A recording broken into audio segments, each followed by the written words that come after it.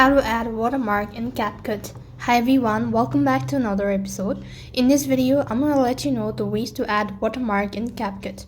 So to do this procedure, first thing first, make sure that your device is connected to an internet service and log into your Capcut account. Once logged in, this is how it's going to look like.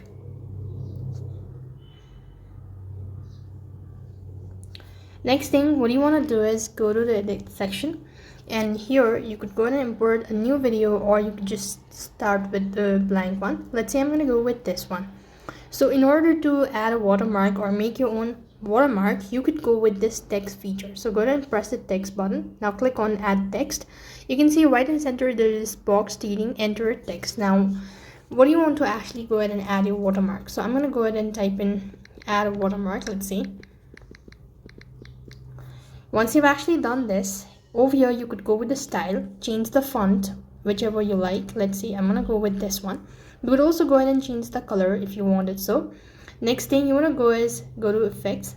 As you go to effects, you can try any of these. If you don't want to apply it, just leave it. And if you want to apply animation, you could do that. And if you want to go ahead and add a bubble as well, you can do it. And you could go to persist. And these are some of the elements that will help you make your watermark. After you've actually done this, now what you want to do is you just have to go ahead and expand it. If you want to go ahead and expand it, or where you actually want to keep it. Now let's say I'm going to go ahead and keep it in this way. Go ahead and adjust the length. You could go ahead and adjust it right till the end of this video. And if you go ahead and play the video, you can see there's this watermark, so indicating this is how you could go ahead and add a watermark to your video. That's all for this video. I hope the video was helpful.